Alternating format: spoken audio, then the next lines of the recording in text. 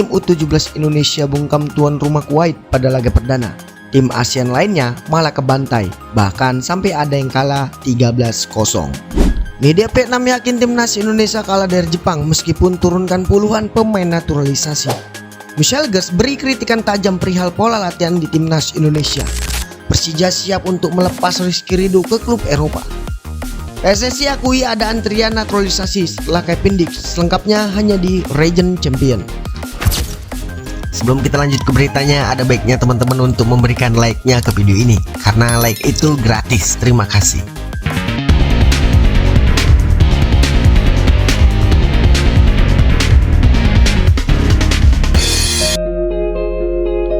Timnas U17 Indonesia berhasil mengalahkan Kuwait pada matchday pertama grup G kualifikasi Piala Asia U17 bermain di Stadion Al-Mahdi, Kuwait. Pada kesempatan ini timnas Indonesia memperoleh peluang pertama melalui tendangan bebas goli pada menit ke-5.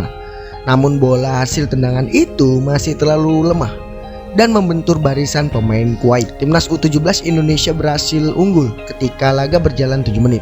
Gol tersebut berawal dari sepakan pojok goli.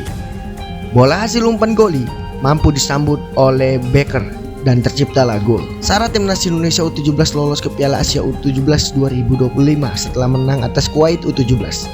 Timnas Indonesia U17 otomatis lolos ke Piala Asia jika menyapu bersih 2 laga sisa kontra Kepulauan Mariana pada Jumat 25 Oktober 2024 pukul 21.30 waktu Indonesia Barat, serta U17 Australia Minggu 27 Oktober pada pukul 21 waktu Indonesia Barat dengan kemenangan. Sesuai regulasi yang ada, hanya juara grup yang lolos otomatis ke Piala Asia U17.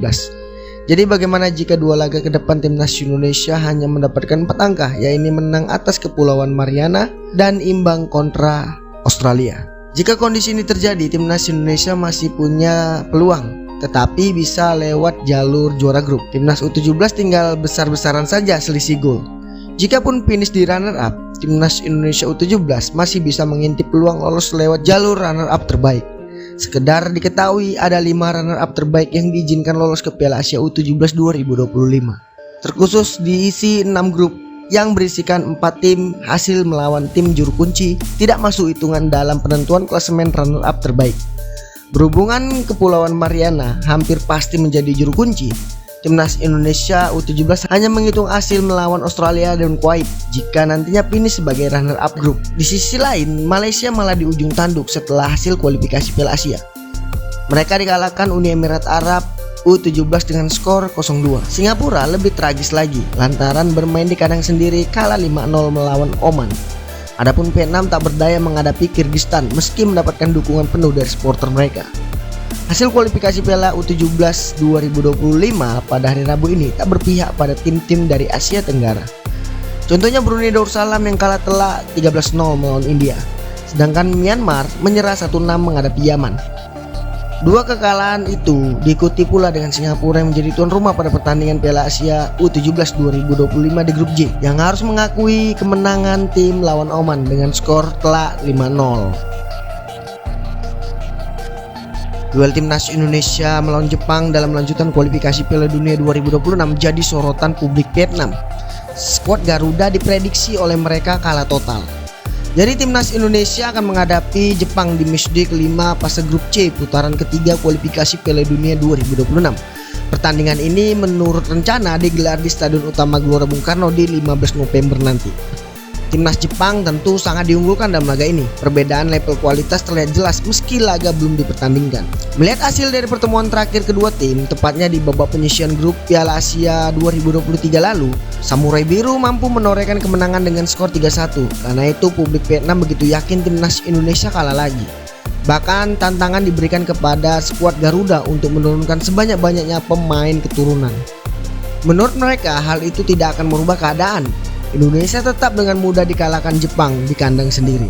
Ya memang saat ini timnas Indonesia berada di peringkat kelima klasemen sementara grup C dengan raihan 3 poin dari hasil 4 laga. Media Vietnam ini juga tak mengunggulkan timnas Indonesia saat melawan Arab Saudi, yaitu wakil Timur Tengah.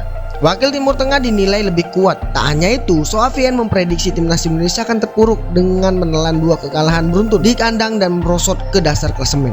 Jika kalah di 2 laga berikutnya, kemungkinan besar tim Indonesia akan turun peringkat FIFA dan tak mampu memperkecil jarak dengan Vietnam. Mereka pun berujar, jika kalah di 2 laga berikutnya, kemungkinan besar tim Indonesia akan turun peringkat FIFA dan tak mampu memperkecil jarak dengan tim negara Vietnam, kata Soapien. Tim Indonesia bahkan terancam disalip Cina di peringkat ketiga grup C babak ketiga kualifikasi Piala Dunia 2026. Terpuruk di peringkat terbawah grup dan memperkecil peluang menghadiri festival sepak bola terbesar di dunia. Ya memang saat ini Jepang menjadi wakil Asia yang tak terkalahkan. Satu-satunya wakil yang tidak terkalahkan di grup C. Memegang posisi teratas dengan 10 poin setelah 4 pertandingan, termasuk kemenangan 7-0 atas Cina. Meski menurunkan puluhan bintang naturalisasi, kemungkinan besar tim Indonesia hanya mengincar 1 poin saat melawan Jepang di laga mendatang. Namun resiko kalah wakil Asia Tenggara di laga ini sangat besar, imbu media Vietnam. Jadi apa pendapatmu dengan pernyataan media Vietnam ini? Jika kamu punya pendapat, silakan tulis pendapatmu di kolom komentar serta dukunganmu untuk skuad Garuda. Salah satu penggawa timnas Indonesia, Michelle Gers, memberikan pernyataan yang cukup mencengangkan perihal kondisi skuad Garuda saat ini. Melansir dari kanal berita suara.com, pada Selasa 22 Oktober 2024, pemain asal klub FC20 di Liga Belanda tersebut menyoroti pola latihan di timnas Indonesia yang menurutnya sangat jauh berbeda dengan apa yang ada di benua Eropa. Menurutnya tersebut, pola latihan timnas Indonesia saat ini berada di bawah pola latihan klub-klub di benua Eropa.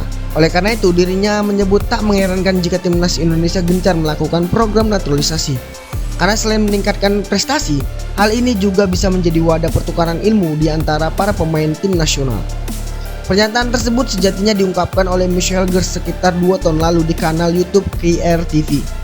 Namun wawancara secara online tersebut kembali mencuat beberapa hari terakhir, usai timnas Indonesia mengejutkan takluk dari Cina dengan skor 1-2. Jika melihat dari proses wawancara yang dilakukan Michelle Gers 2 tahun lalu, pernyataan yang dilontarkan oleh pemain keturunan Belanda Indonesia tersebut memang ada benarnya. Kala itu jumlah pemain naturalisasi atau diaspora dalam tubuh timnas Indonesia memang tak terlalu banyak. Namun saat ini kondisinya sudah berbeda 180 derajat. Banyak pemain diaspora dan naturalisasi yang membela timnas Indonesia, secara tak langsung membentuk pola latihan yang lebih baik di skuad Garuda.